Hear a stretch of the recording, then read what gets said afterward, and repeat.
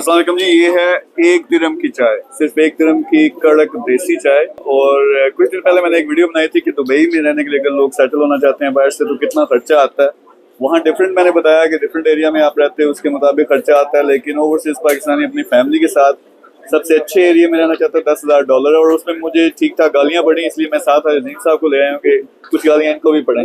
तो मकसद मेरा बताने का ये था कि $10,000 हर एक के लिए नहीं है। ये 1 दिरहम की जो चाय, जहाँ मैं बैठा हुआ चाय पी रहा था, वहाँ यही 50 दिरहम की चाय थी। इस एरिया में जहाँ आप बैठे हुए, अगर आप इनको घुमा के दिखाएं, ये फोरलैंड्स का एरिया, यहाँ इंडियन, पाकिस्तानी, बांग्लादेशी, श्रीलंकन सारे मिक्स रहते हैं। और यहाँ पे जो खर्चा है वो बहुत कम है, यानी जिस तरह आप पाकिस्तान में गुजारा करते हो, इंडिया में करते हो गुजारा, उसी तरह का खर्चा इधर है। बल्कि अजीम साहब ने अभी जो मुझे बात बताई कि 1000 दिरहम तनख्वाह, यानी पाकिस्तानी 50,000 रुपये तकरीबन बनते हैं, उसमें भी लोग यहाँ पे गुजारा कर रहे हैं। लेकिन एक डिफरेंट तरीका है, यहाँ पे डिफरेंट एनवायरनमेंट है, तो डिपेंड करता है आप कहाँ रहते हो। ऐसे एरिया में रहते हो तो आप 2000 से भी 1000 से भी गुजारा कर सकते हो, लेकिन फिर आप यहाँ फ्लैट में शायद 10 बंदों के साथ, 15 बंदों के साथ रहेंगे, आपकी फैमिली है। फिर आगे पीछे एरियाज हैं जहाँ शायद आप 5000 में भी गुजारा कर सकते हैं। 5000 का मतलब 2.5 लाख, 4000 में, 6000 में, ये दिरहम की मैं बात कर रहा हूँ। लेकिन जहाँ मैं बैठा हुआ था वो JBR यहाँ का महंगा तरीन इलाका है, टूरिस्ट डेस्टिनेशन है। वहाँ पे अगर आपने रहना है तो आपका जो अपार्टमेंट लेंगे उसका किराया 15 से 20,000 है, अगर आप 2 बेडरूम वाला लेते हैं।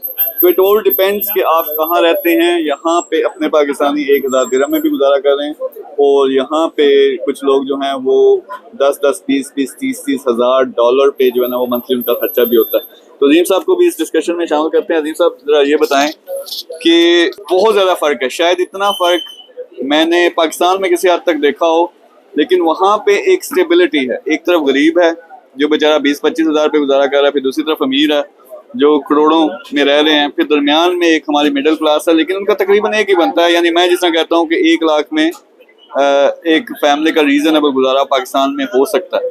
यहाँ पे मैंने देखा है कि जैसा आपने कहा कि 1000 दिरहम यानी 50,000 में भी, और फिर $50,000 में भी लोग रह रहे हैं। तो बहुत ज्यादा यहाँ पे गैप है, डिपेंड करता है किस आप एरिया में रहते हो। तो आप ये बताएं कि गाइड करें कि जो लोग यहाँ मूव होना चाहते हैं, कैसी जगह है ये, इसमें क्या अपॉर्चुनिटी है, और रफली कहाँ से स्टार्ट करना चाहिए अगर कोई यहाँ मूव होना चाहता है। मीर साहब, जो सबसे अहम चीज़ है, आपको पता है कि ये एक ऐसा इंसान के साथ सिस्टम है कि वो जिस एनवायरनमेंट में जाता है उसमें अपने आप को ढाल लेता है और उसी से बच पाता है, उसी से ज़िंदा रह पाता है। और ये आपको पता है जानवरों में भी है। अगर आप एक किसी गांव की भैंस जो है वो उसको DHA में लेके आए तो शुरू में वो अनकम्फर्ट होती है, फिर वो अगर वहाँ से अगर DHA और बैरिया में रह रही होगी तो गाँव में मुश्किल होगी। तो एक्चुअली ये है कि दुबई, अच्छा, ये बैंस ये बीवी को नहीं आप कह रहे, क्योंकि लड़ाई हो जानी। भाई अल्लाह से डरते। पहले जो है वो आपको पढ़नी है, मुझे क्या। तो वो नॉर्मली ये है कि ये जो इंसान की ये जो फ्लेक्सिबिलिटी है ये प्रूव करती है कि आप डरो नहीं, घबराओ नहीं। दुबई जैसी जगह पे आप देखें कि इतनी बड़ी अपॉर्चुनिटीज़ भी हैं और इतनी छोटी अपॉर्चुनिटी भी है। और किसी जगह की ब्यूटी यही होती है कि वहाँ पे हर तरह के लोग बेसिकली एडजस्ट हो जाए। मिसाल है, एक बंदा आता है और वो देखता है कि अगर उसके पास बहुत ज़्यादा वैल्यू एडिशन है, टैलेंटेड है और वो किसी बड़ी कंपनी में या बड़े बिजनेस में इन्वॉल्व हो सकता है, तो दुबई जैसी जगह पे अपॉर्चुनिटी है। और वो इतनी बड़ी अपॉर्चुनिटी को बनाते हुए इतनी बड़ी अपॉर्चुनिटी में रह सकता है। आपको पता ही है, जैसे आपने सारा बताया। इसी तरह एक बंदा है वो अभी लो प्रोफाइल में, अभी वो नहीं कर पा रहा, तो इसका मतलब है वो जो है बड़े कम में भी रह सकता है, बड़े कम में भी गुजारा कर सकता है, और वो उसके लिए जॉब अपॉर्चुनिटी भी यही है।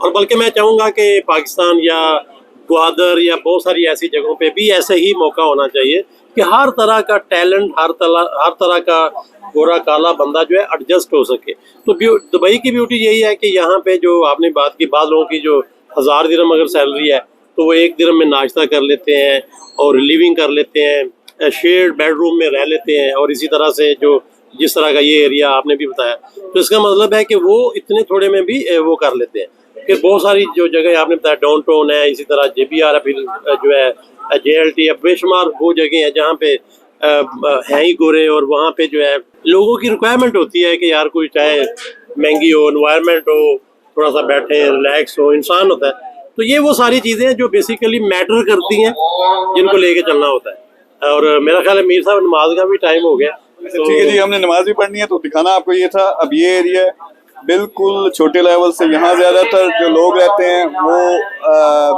उनकी तनख्वाह ज्यादा नहीं होती, मजदूरी कर रहे हैं, लेकिन वो भी गुजारा कर रहे हैं।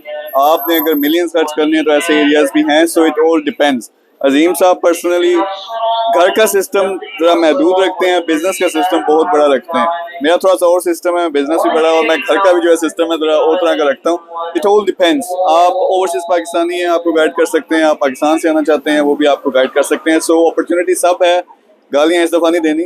आप 2000 से भी गुजारा कर सकते हो, आप $2 लाख भी लगा सकते हो। Thank you very much.